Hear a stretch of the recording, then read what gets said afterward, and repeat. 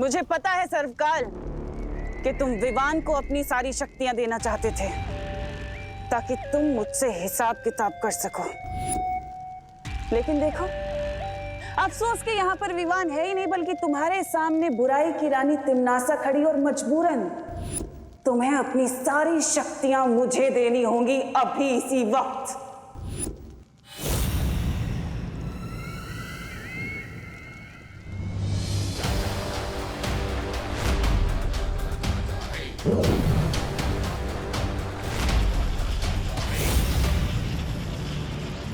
Destiny से कोई नहीं छीन सकता तिम्नासा।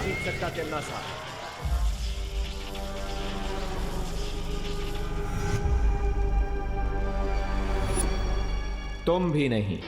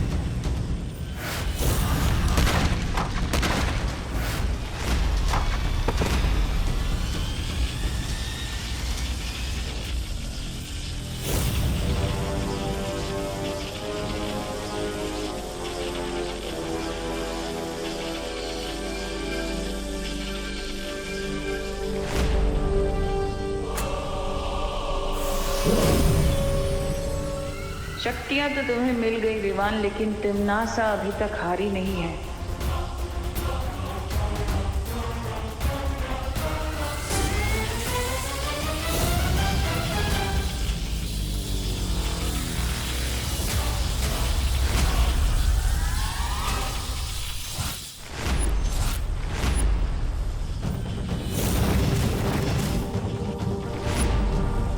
तुम्हें अंदाजा भी नहीं है कि तुम किससे उलझ रहे हो, और तुम्हें पता नहीं कि तुम्हारा विकेट अब उड़ने वाला है।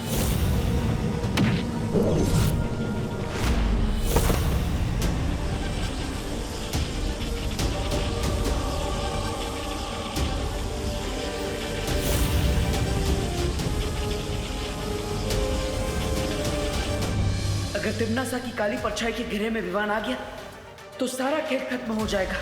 मुझे तिम्नासा का ध्यान डिस्ट्रैक्ट करना ही होगा, लेकिन कैसे?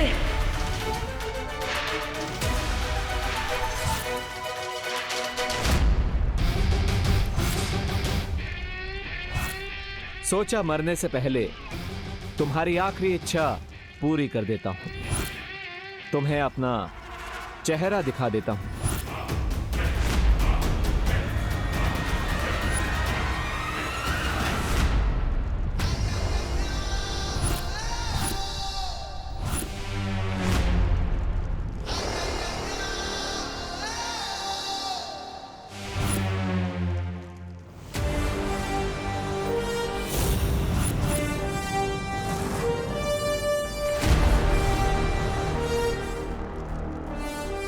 बालवीर,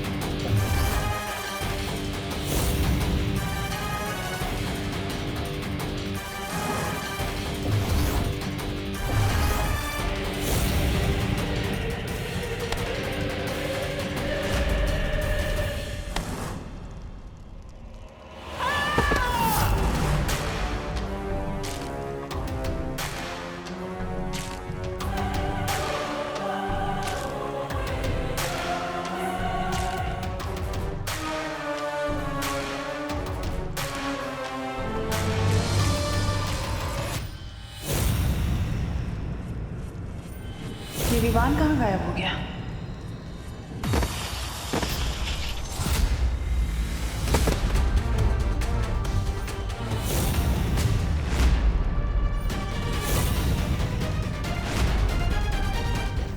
बस बहुत हो गया।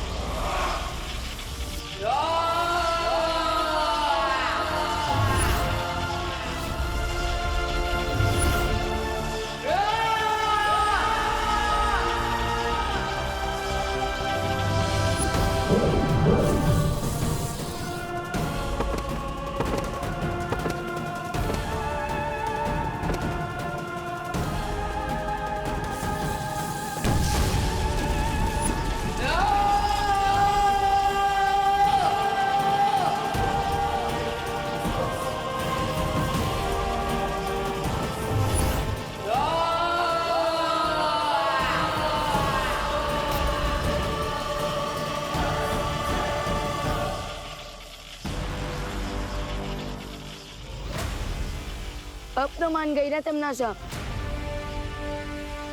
बुराई चाहे कितनी भी ताकतवर हो जाए, आखिर में जीत अच्छाई की ही होती है। बुराई और अच्छाई की लड़ाई कभी खत्म नहीं होगी बालवीर। आज भले ही तुम जीत गए, लेकिन बुराई वापस जन्म लेगी।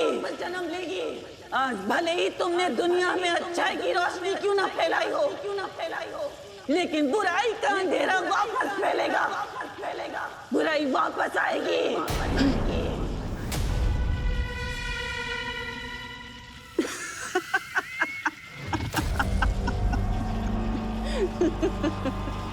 मरने से पहले लोग आखिरी हिचकी लेते हैं, ये तो सुना था, लेकिन आखिरी हंसी लेते हुए पहली बार देख रहा हूँ। मैं तो तुम्हारी बदकिस्मती पर हंस रही हूँ बालवीर।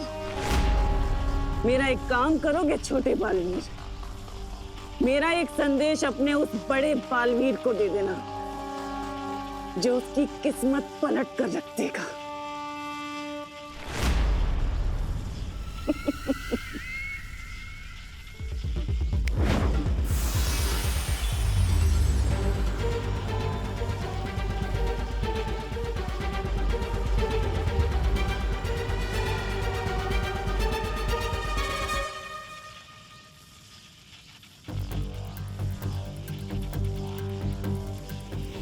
रुको विमान, तिम्नासा की किसी भी बात पर बिलीव नहीं किया जा सकता।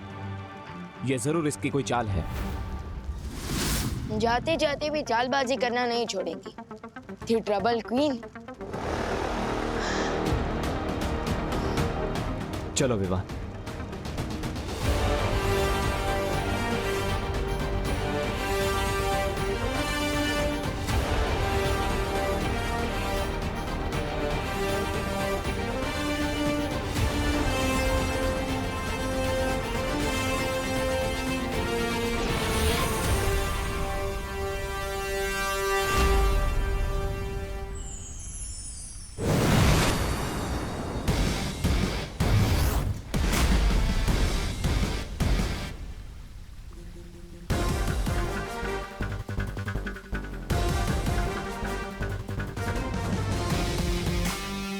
हमने कर दिखाया शौर्य।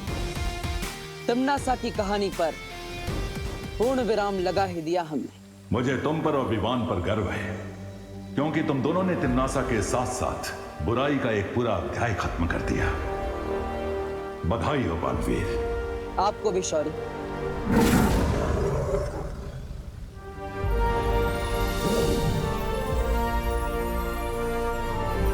अब समय आ गया है कि तुम ज्वाला परी, मस्ती परी और वायु परी को श्रद्धांजलि दो।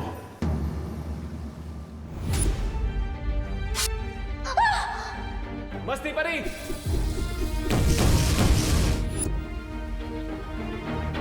नहीं शौर्य, मैं उन्हें श्रद्धांजलि नहीं दे सकता। लेकिन क्यों? क्योंकि मस्ती परी, वायु परी और ज्वाला परी ने जो बलिदान दिया है, उस बलिदान की सच्ची श्रद्धांजलि तब होगी जब मैं नकाबपोश के रूप में नहीं, बल्कि बालवीर के रूप में श्रद्धांजलि दूंगा।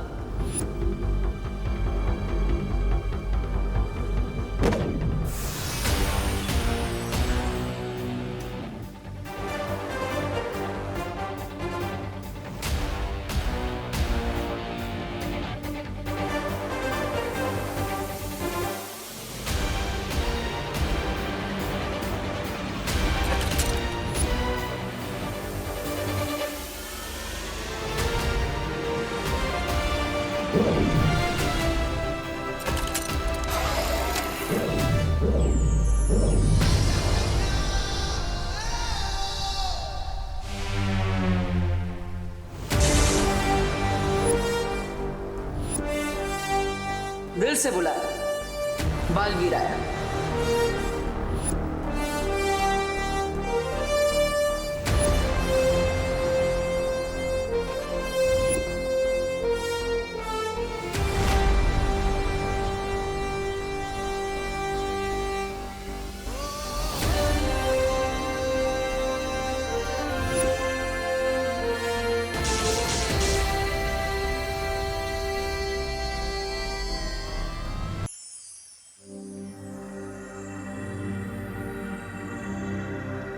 परियो, तिम्नासा का अंत करने का श्रेय जितना मुझे और विवान को जाता है, उतना ही आपको भी जाता है, क्योंकि आपके बलिदान के बिना हम ये अंतिम युद्ध कभी नहीं जीत पाते। वीर लोक और धरती लोक आपके इस बलिदान की हमेशा ऋणी रहेगी।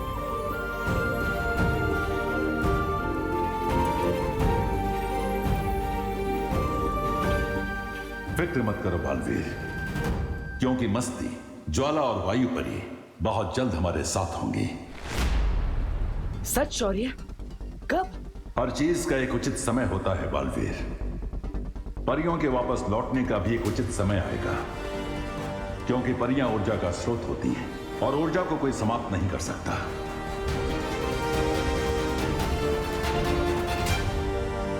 सही कहा आपने शौर्य, हर चीज का एक उचित समय होता है। मुझे परियों का इंतजार रहेगा। शौर्य, मुझे लगता है सही समय आ गया है नकाबपोश के नकाब को हमेशा के लिए उतारने का और सबको सच्चाई बताने का। नहीं बालवीर। लेकिन क्यों शौर्य? इससे अच्छा मौका और क्या हो सकता है? तिम्नासा का अंत हो चुका है, हमने काल लोक को भी तबाह कर दिया, तो फिर अब नकाबपोश के नकाब की क्या जरूरत है? बुराई के वृक्ष की जड़ें बहुत गहरी होती हैं बालवीर। तिम्नासा इस वृक्ष की सिर्फ एक डाल थी। जल्दी ही बुराई फिर से अपना सिर उठाएगी और तब नकाबपोश का ये रूप हमारे काम आ सकता है। और उससे भी बड़ी बात यह है कि इस वक्त विवान को बहुत सारे राज एक साथ पता चले हैं कि उसकी एक नई मां है, उसकी एक नई बहन, उसका जन्म श्वेत लोक में हुआ था। अगर अभी उसे पता चला कि नकाबपोश भी एक छलावा था, तो उसके दिल को चोट पहुंच सकती है। हाँ, मुझे लगता है आप सही कह रहे हैं शौर्य। अभी हम नकाबपोश के राज को राज ही रहने देते हैं। उचित समय आने पर मैं खुद विवान को बता दूंगा।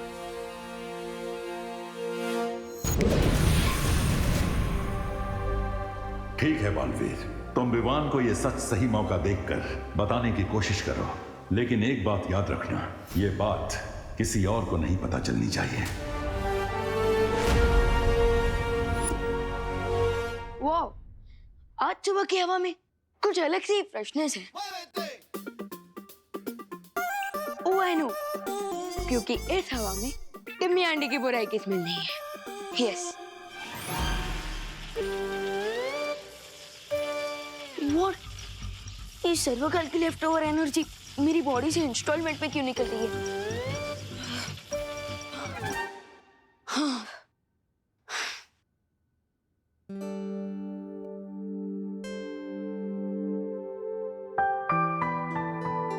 अरे मम्मी, अब ये साफ सफाई क्यों कर रही हैं? अरे गणेश चतुर्थी आने वाली है ना बेटा, उसकी तैयारी कर रही हूँ।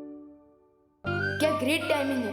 उधर डिम्मी आंटी के बाबू का विसर्जन हुआ और इधर गणेश जी का festival. Bad time gone, good time lawn, cool. तू खड़े खड़े क्या हंस रहा है? जा ना, ब्रेकफास्ट करके फ्री हो जा और मेरी हेल्प करा। जा, वहाँ पे टेबल पे हलवा रखा है, खा ले। करुणा आंटी,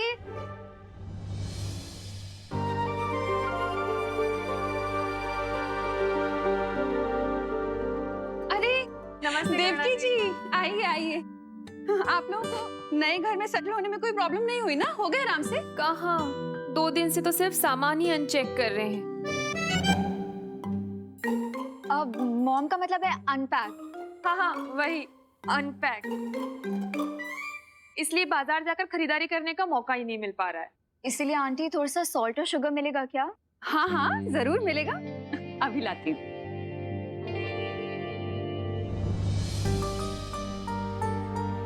मेरा बेटा, कैसे हो तुम? कल तुम अपनी इस माँ से सिर्फ 2 बार मिलने आए थे। अपनी इस माँ को मिस नहीं करते हो तुम? ये लीजिए।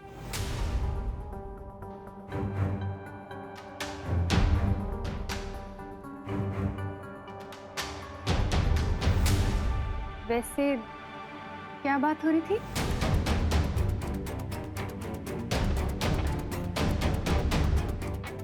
कुछ नहीं, वो मॉम बोल रही थी कि अगर मैं उनका सामान अनपैक करने में मदद कर दूं तो अच्छा रहेगा। मॉम?